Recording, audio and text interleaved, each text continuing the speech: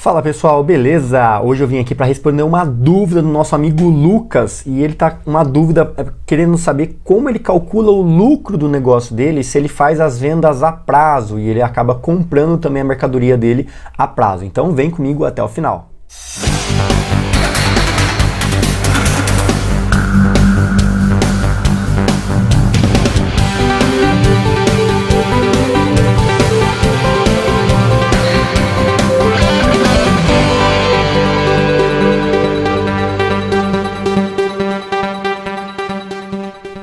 Então, pessoal, meu amigo Lucas mandou uma pergunta pra gente aqui. Doutor, como posso saber qual foi meu lucro? Exemplo, eu estou abrindo uma empresa de distribuição de frios. Meus clientes têm um prazo de 7 dias para realizar o pagamento. Assim que ele paga, ele realiza um novo pedido, com mais um prazo de mais 7 dias. A minha dúvida é, quando eu vou iniciar a empresa, supondo que o meu pedido, eu vou realizar dos frios, custe R$1.000, vendendo em uma semana, eu terei que realizar outro pedido para outra semana, menos 1.000. Ou seja, no final de uma semana, feitos os pedidos, meu caixa será igual a menos 2.000. Minha dúvida é, como dar sequência ao fluxo de caixa com os recebimentos e os novos pedidos? Como eu vou ver o lucro líquido no caixa da minha empresa ao final do mês? Qual dica o senhor daria para gerir melhor o fluxo de caixa da empresa? Agradecido. Seguinte, Lucas, vamos lá. Quando você vai montar uma empresa, é interessante que você já tenha o seu capital de giro. Ou seja, qual é o valor que você pretende girar no mês? Quanto você precisa de recursos para poder manter a sua empresa aberta, comprando estoque e recomprando para que você possa manter o atendimento aos seus clientes. Entendeu? Então vamos supor que você vai fazer você precisa ter, vamos supor, um custo fixo aí de R$5.000, tá? Para você manter a sua empresa aberta. Então você vai ter um aluguel, água, luz, telefone, internet, funcionário, contador e imposto, tá? Então vamos supor que o seu custo seja aí de R$5.000. Vamos colocar R$10.000 para ficar um valor exato, tá? Um valor redondo. Nesses R$10.000 é somente o custo fixo para você manter a sua empresa aberta, certo? Ali você vai adicionar o seu custo variável, que é quanto você vai gastar por mês, em média, com fornecedores. Esse custo é variável por quê? Porque conforme você for vendendo mais, você vai ter maior gasto. Quanto menos você vender, menor vai ser o seu gasto, certo? Então, o seu custo variável, ele depende do número de vendas que você fizer. Portanto, se você vai ter que fazer um cálculo de provisionamento, uma certa previsão, quanto você prevê que você vai fazer de vendas naquele mês. Então, se você tem uma demanda média para, por exemplo, você conseguir fazer, se você tem uma margem de 100%, ou seja, você vende sempre ao dobro do preço daquilo que você compra, então você vai ter que pensar quanto você pretende vender naquele mês. O ideal é que você realmente coloque metas. Você fala assim, olha, é o seguinte, esse mês eu vou vender, por exemplo, R$10.000. Se você vende com 100% de margem, é sempre o dobro do que você compra, então se você vai vender, se você pretende vender R$10.000, quer dizer que você precisa comprar R$5.000, certo? Então o seu custo variável vai ser de R$5.000. Então custo fixo mais custo variável vai dar R$15.000, entendeu? E aí você vai trabalhar para fazer as vendas nesse valor.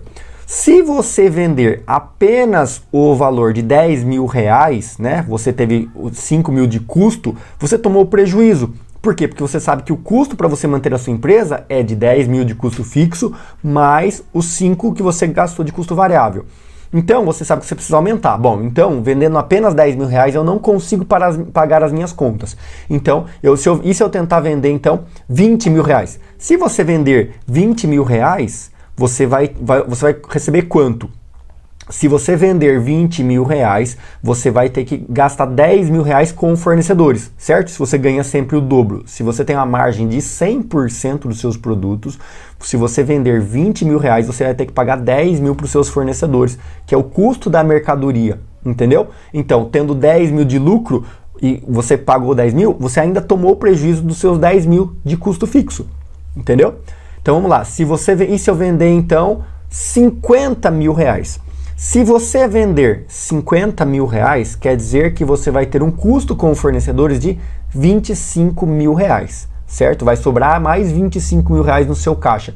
Com 25 mil reais do seu caixa, você vai pagar 10 mil de custo fixo. Opa!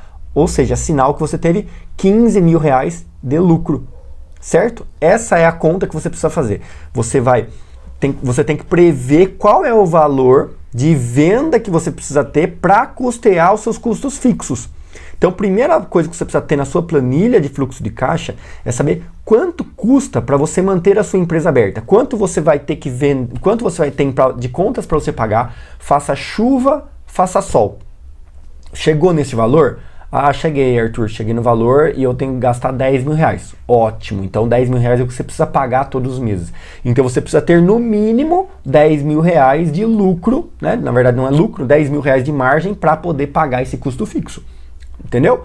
Então, a questão do volume de vendas vai depender de qual é o tamanho da sua margem. Ou seja, quanto menor a sua margem, mais volume de vendas você precisa fazer para você pagar essas contas, entendeu? Então, eu dei esse exemplo para ficar fácil a conta, de 100% de margem, ou seja, tudo que você vender, tudo que você comprar, você vai vender pelo dobro. Então, se você paga 5 reais, você vai vender a 10 reais, entendeu? Então, tendo essa visão, se você vender 10 mil reais de venda, você vai ter os 5 mil reais de custo para pagar o fornecedor. Então, sobraram 5 mil reais na sua mão, entendeu?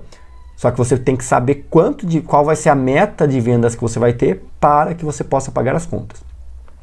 A segunda etapa da sua pergunta é com relação a essa questão dos prazos. Não se atenha muito à questão dos prazos em si, porque a nível de cálculo, a nível de balancete, de análise do seu volume de vendas, do seu fechamento mensal, a gente não leva isso em consideração. Por quê? Porque a gente tem semanas do mês que você vende muito, semanas do mês que você vende pouco, semanas do mês que talvez você não venda nada.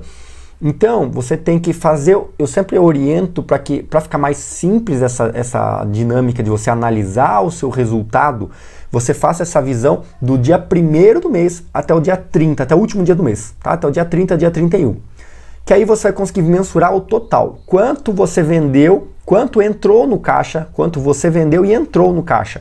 Se você vendeu no dia 31 do mês, no dia 30 do mês, você vai receber em 7 dias, então isso vai entrar para o movimento do mês que vem, tá? Para ficar mais fácil para você conseguir entender, tá? Para ficar mais fácil para você conseguir enxergar isso aí, porque mesmo que você não tenha uma planilha de fluxo de caixa tão fidedigna, que esteja tão correta com a realidade, se você analisar pelo seu extrato bancário, você vai conseguir ter ideia exatamente de qual foi o valor que você teve de lucro ou de prejuízo. Ou seja, chegou no dia 30 do mês e você tem dinheiro em caixa, você teve lucro. Chegou no dia 30 do mês, você não tem dinheiro em caixa, você teve prejuízo.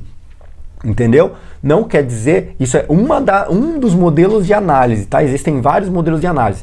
Essa é o que eu mais recomendo para os meus clientes, porque é mais simples, principalmente se você não tem tanta familiaridade em fazer essa análise dos balancetes. Um balanço, quando você pegar um fluxo de caixa feito pelo contador, você vai ver que ele coloca muito mais aspectos, porque ele vai colocar regime de competência. Ele vai colocar, olha, mas esse boleto que foi pago no mês de abril, ele está sendo pago, mas foi de um pedido feito no mês de março, na última semana de março. Então você pagou em abril, ele é de competência. Você paga em março, mas ele é de competência de fevereiro. Você paga em abril, mas ele é de competência de março. Esse é um relatório mais fiel, ele realmente é mais próximo da realidade, mas é mais complicado para você fazer essa gestão, monitoração no fluxo de caixa. Se você já tiver em um nível um pouco mais avançado, ótimo, dá para a gente utilizar ele como análise. Se você não tiver tanta familiaridade, você ainda está meio perdido, utiliza isso que eu falei. O regime é simplesmente de pagamento, aquilo que foi recebido e aquilo que foi pago, entendeu? Porque aí pelo menos o mês que vem você começa já com uma dívida ou começa já com um caixa, entendeu? Que você terminou o mês de março, sobraram 3 mil reais no caixa, ótimo, sobraram 3 mil reais de caixa.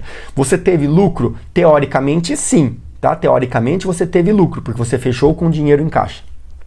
Começa o mês de abril, começa o mês seguinte com acumulado aquele lucro do mês passado, 3 mil reais de lucro. Só que aí você vai ter o pagamento dos boletos que você vai ter que fazer do último pedido do outro mês, entendeu? Então vai abatendo. Então no final das contas acaba ficando real. O que você tem que levar em consideração e não cair nesse buraco, que é um dos maiores erros da maior parte dos pequenos e médios empresários, é que você confundir o prolabore com lucro, tá? Então, defina um prolabore para você e não retire mais do que o valor do seu prolabore, entendeu? Porque o seu valor do seu prolabore tem que estar incluso no valor do seu custo fixo. Se o seu custo fixo é de 10 mil reais para você manter a sua empresa aberta, o seu prolabore tem que estar aqui no meio, entendeu? E não chegar no final do mês e falar assim, então deu 3 mil reais de lucro, eu vou gastar. Não. Esses 3 mil reais de lucro, eles vão ter que ser acumulados para um fundo de emergência para a sua empresa, entendeu? Ele vai engordando o seu capital de giro. O capital de giro, ele tem que ser suficiente para você poder manter a sua empresa fechada durante no mínimo 3 meses. Se a sua empresa ficar 3 meses sem faturar nada, você tem um capital de giro que vai sustentar a sua empresa pagando os custos fixos dela lá, entendeu?